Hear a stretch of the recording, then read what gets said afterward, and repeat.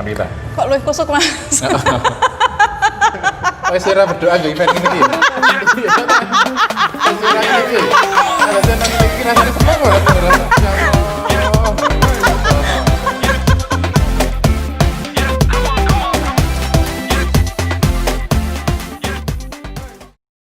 Halo teman-teman, apa kabar? Jumpa lagi dengan saya Monica di Arise and Siang dengan Mas Gundi Sos. Hei. Padahal wis langsung ya satu kamera ya jadi ya. Apa kabar Mbak Monik? Alhamdulillah baik. Sehat ya Mbak ya? Sehat. Hai. Mas Gundi. Ya. Ngobrol tentang pandemi ini 2-3 bulan ini kan banyak event off. Ya. Terus Mas Gundi ngapain aja? Nganggur. Akhirnya ya. Rekor ini Mbak ya. Kita mengalami rekor untuk teman-teman. Tapi seru loh. Gimana perasaanmu pertama kali waktu Mas, sorry yo, cancel. Mas, sorry yo, cancel gitu. Ini menariknya. Jadi waktu itu di awal-awal mungkin di pertengahan Maret awal gitu ya. Kami masih ngobrol sama teman-teman, masih sering ngumpul gitu pada saat itu karena belum kelihatan ini akan jadi pandemi yang gede gitu kan. Saya cukup terakhir yang mendapatkan info itu. Jadi ketika teman-teman yang lain udah, wah aku wis cancel tanggal semini, aku wis cancel tanggal semini. Tamune ra iso teko ning Yogyakarta untuk acara gathering ini dan sebagainya. Konser ini kayaknya akan ada penundaan, ada pending dan sebagainya. Saya itu dilalai belum. Saya cukup terakhir, akhir-akhir gitu. Karena di akhir Maret itu saya masih ada 1-2 event. Masih ada 1 wedding juga. Yang belum nggak di cancel. Tetap bisa jalan ya? Tetap bisa jalan. Saya dapat cancelan itu di hari-hari terakhir bulan Maret, 3 atau 4 hari sebelum sebelum berakhirnya Maret itu ada mall sana itu dia bikin acara dan itu harus di cancel. Nah itu juga mepet. Bahkan di akhir Maret tanggal 25 kalau nggak salah itu saya masih diajakin orang buat MOU. Wow. Buat acara, aku lupa acaranya tapi pasca Lebaran. Itu tapi kalau yang MOU tak tolak. Mas ojo sih kalau Bang Nede ketemu dan sebagainya nanti ketika kondisinya semakin nggak kondusif daripada kamu mengalami kerugian cukup banyak, mending kita sama-sama tahu gitu akhirnya. Terus kegiatannya Mas Gundi itu selama kurang lebih 2-3 bulan ini ngapain aja Mas? Nganggur. Tapi aku ngelihat Mas Gundi itu tetap produktif loh. Lah itu.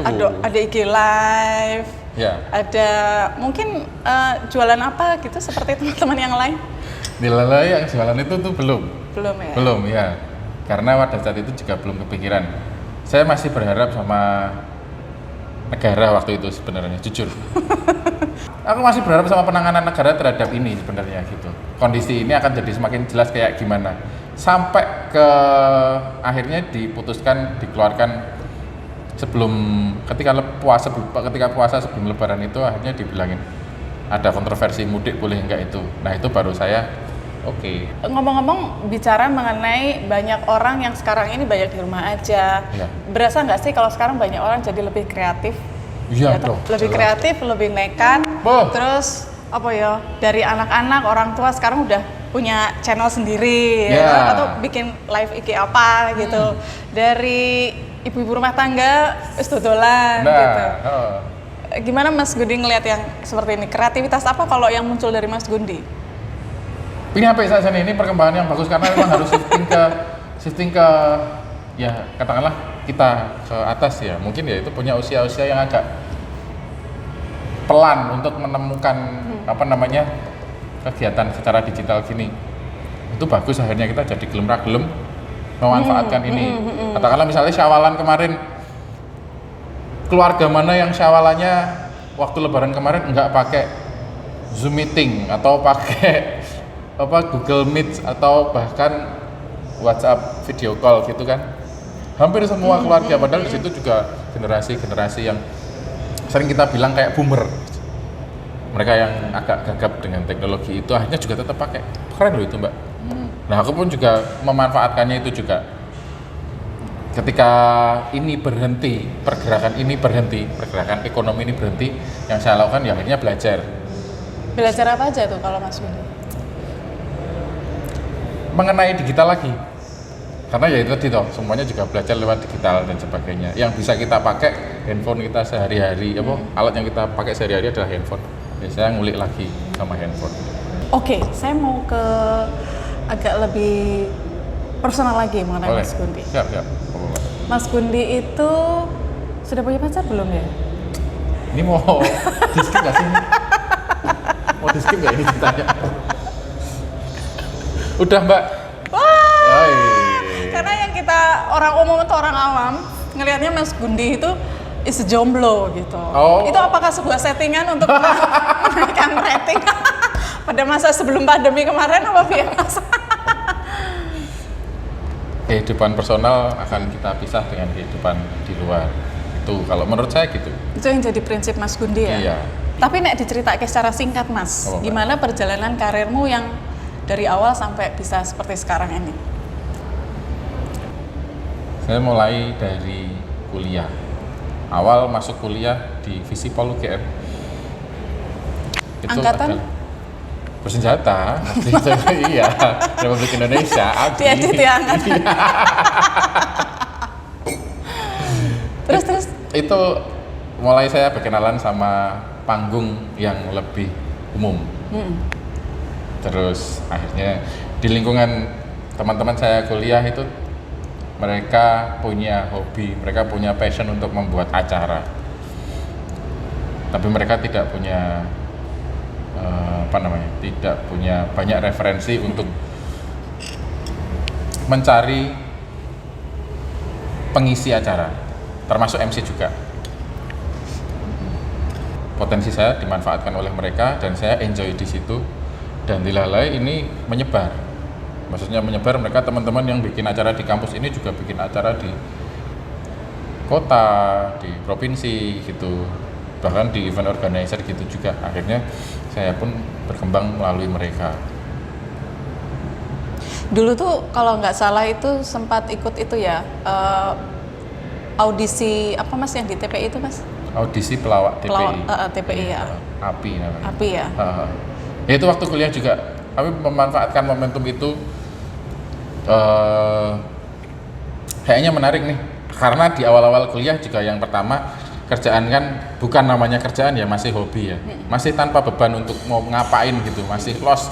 Ini juga mungkin yang kayak anak-anak sekarang lakukan, anak-anak kuliah awal bisnis apapun dicoba aja gitu, karena ada yang malah bikin startup atau apapun. Pada saat itu startup yang kami bikin adalah grup untuk ikut audisi itu. Nah ternyata bisa mewakili Jogja. Akhirnya dibawa ke Jakarta, kita masuk TV, saya dilatih lebih jauh lagi di situ. Terus akhirnya tereliminasi kembali ke Jogja. Itu ceritanya. Tapi kalau secara pribadi, Mas Gundi ini lebih suka atau lebih nyaman di profesi sebagai apa? Pelawak, MC, apa pebisnis, atau lebih suka yang mana? Menarik sebenarnya kalau ngomongin pebisnis, karena punya potensi yang banyak ya. Cuman mau nggak mau kalau di sini kita nggak bisa hidup sebagai apa bisnis gitu kan. Bisa ditanyain sama calon mertua kan, bisnis apa, mana hasilnya gitu, dan kamu siapa gitu. Makanya yang saya ajukan kalau misalnya ditanya siapa-siapa itu adalah MC, seorang MC, Master of Ceremony gitu. Dan aku tuh seneng banget loh karena Mas Gundi dan juga Mas Alit itu salah satu MC tetapnya apa Mas? Jazz Gunung ya? Jazz Gunung, Jazz iya. Gunung ya. Jazz Ada Gunung. pengalaman menarik nggak Mas selama beberapa kali ada Jazz Gunung itu? Oh jelas dong. Udah kenal namanya Pegadaian? Itu mengatasi masalah tanpa masalah loh. Iya betul. Pada saat itu ngangsurnya masalah lagi. Pengalaman sekali ya. Iya saya emosi. Biasa, Mas. Berada di sebuah tempat yang view-nya bagus banget. Tempat wisata yang banyak orang cari sebenarnya. Kalau misalnya ada yang suka sama pemandangan alam belum pernah ke sana, rugi banget. Dan saya hampir setiap tahun ke sana. Nggak tahu kalau tahun ini ya. Apa pelajaran hidup yang Mas Gundi terima selama karir Mas Gundi sebagai MC? Banyak banget. Salah satunya adalah saya ketemu sama banyak orang, banyak karakter orang, banyak sekali komunitas, banyak sekali kelompok. Dan dilalai kan saya kuliahnya di sosiologi, Visipol, berbicara tentang masyarakat, bicara tentang komunitas, kelompok dan sebagainya. Ijazah saya nggak kepake sebenarnya. Saya nggak perlu ngajuin ijazah untuk apply di IO sebagai MC atau di klien dan sebagainya untuk jadi MC. Tapi yang saya hadapi langsung sebenarnya apa yang dulu pernah disampaikan oleh dosen-dosen saya gitu sebenarnya ada di situ. Itu menarik banget loh Mbak. Kalau keluarga sendiri bagaimana cara mereka mensupport karirnya Mas Gundi? Membebaskan apa yang itu sudah jadi bagian yang support ya bagi kami ya, karena saya punya latar belakang mungkin yang berbeda. Mana kedua orang tua saya itu backgroundnya adalah pegawai negeri. Pegawai negeri. Saya bukan pegawai negeri dan kita adalah freelancer gitu. Jadi punya hal yang berbeda. Saya meyakini kalau apa yang kita lakukan lebih dari 5 tahun atau 10 tahun dan itu terkait dengan profesi atau terkait dengan cara kita untuk bertahan hidup, itu akan selalu mempengaruhi pola pikir. Kayak semacam ya itu tadi, pola pikir karyawan akan beda dengan pola pikir freelance. Freelance nanti akan beda lagi dengan pola pikir, ini ngomongin profesi ya, misalnya tukang bangunan beda lagi sama tukang sayur, atau yang buka rumah makan Padang, bikin coffee shop, itu punya strategi struggling yang berbeda-beda. Kalau itu dijalankan 5 tahun atau 10 tahun lebih dan itu menghasilkan bikin efek yang besar di hidup orang itu pasti akan mempengaruhi pola pikir. Nah, itu yang juga sudah terjadi bahwa di keluarga saya punya basic pola pikir yang seperti itu. Saya punya pola pikir yang berbeda karena saya udah ngelakoni ini udah di atas 10 tahun juga. Pasti kita punya ritme yang berbeda. Tapi ternyata keluarga itu mensupport, membuka wawasan, membuka diri untuk menerima, oh seperti ini loh pola hidupnya seorang freelancer MC kayak gini gitu. Ini pilihan itu hidup. Mereka support dari awal atau memang awalnya ada sempat struggle juga gitu? Sempat struggle dong, pasti dong. Selalu ada kesempatan untuk seperti itu. Wong tua ngendi sing nggak pengen anaknya sukses, jalan dengan baik dan sebagainya gitu kan ya, dengan mengarahkan. Saya kira semua orang tua juga punya harapan untuk mengarahkan putra-putrinya untuk situ. Ngomongin keluarga kayak gitu. Dan saya pun juga pasti ada di awal. Tinggal bagaimana kita membuktikan apa yang sudah kita mulai untuk bisa jadi satu. Tapi sempat ada gojek-gojek nggak gitu sama bapak atau ibu? Enggak, kita pakai Grab Mbak. Selama 3 bulan ini toh iya. banyak libur. Lah harap tenan toh, coba kamu nurut bapak, nurut ibu. Kan ono kayak ngene kok tetap gajian gitu. Misale. Iya. Nah, enggak kalau itu enggak ada. Karena itu tadi saya ngerasa mungkin udah terbuka ya. Wawasan udah terbuka dan saya pun bisa membuktikan saya bisa struggling di situ. Akhirnya ya apa yang ada, ini bukan waktunya kita buat menyesali kondisi kayak gini wong sak donya internasional ya. Kalau cuma mau menyesal, kalau cuma mau ngetun itu oke kancane dan itu nggak merubah apapun juga. Atau ketika tiba-tiba lo syukur kowe mbiyen ra milih PNS. Ya wis aku melu PNS saiki. Ya kuwi ora ngasil gak apa-apa, Mbak. Itu nggak akan menjadikan perubahan perbedaan apapun juga. Makanya ya udah, ini waktunya kita untuk introspeksi apa yang sudah kita lakukan. Ini kelas parenting anyar iki. Kita kelas parenting ini. Ada tips nggak Mas untuk bagaimana para anak-anak ini yang mereka punya mungkin passion di luar dari yang orang tua harapkan, gimana sih cara meyakinkan para orang tua gitu pada pilihan anaknya, sebagaimana waktu Mas Gundi meyakinkan orang tuanya bahwa kilo Pak, aku pilih ini aja gitu misalkan. Benar. Jadi kalau mau ngomong ini berarti kan kita ngomongin sudut pandang orang tua berarti. Kalau ngomongin sudut pandang orang tua, kita coba berpikirnya juga enggak secara egois kita melulu, tapi orang tua kayak gimana. Apa yang dicari orang tua juga harus kita akomodir. Sakjane wong tua mungkin ngongkon kowe dadi apa sing mereka pingini itu kenapa sih? Cari dulu di situ, diulik dulu, jangan asal kontra, karena kalau asal kontra tibone ming padu terus. kita harus iso mengulik lebih dalam lagi sakjane iki ngene. Sing mbok golek iki apa to, Pak? Ngono. Apa to, Bu? Ngono lho. Apa to, Bos? Ngono kan gitu. Kalau udah ketemu itu sebenarnya enak. Gimana kita bisa memenuhi apa yang mereka inginkan itu? Arahnya kita tinggal ya udah, oke golek iki to nyoh tak sodari. Kayak kuliah katakanlah gitu kan. Oh, orang tuamu membiayai kuliah, ngapain buat masuk ke universitas yang masuk ke universitas katakanlah gitu. Ya karena biar kamu lulus dari universitas itu. Ngapain kalau suruh masuk universitas ini kalau lulusnya dari akademi yang lain kan nggak mungkin. Ya wis dirampungke. Pembuktiannya adalah apa? Ya itu lulus, rampung gitu. Kasih jasa, ilmunya diserap, bisa diaplikasikan. Kan fungsinya di situ.